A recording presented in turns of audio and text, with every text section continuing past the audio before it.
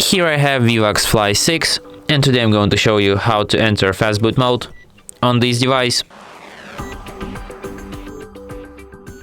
So to do this, you firstly have to turn off your device, and after it turns off completely, what you have to do is to hold down combination of keys, power key and volume up at the same time like this.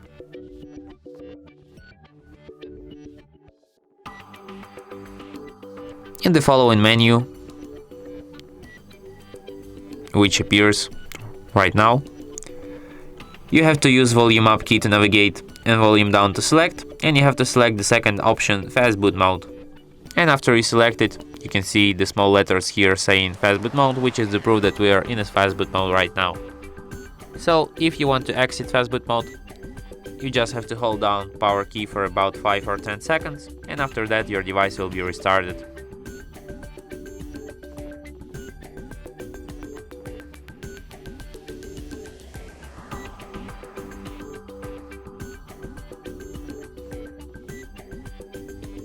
And that's it.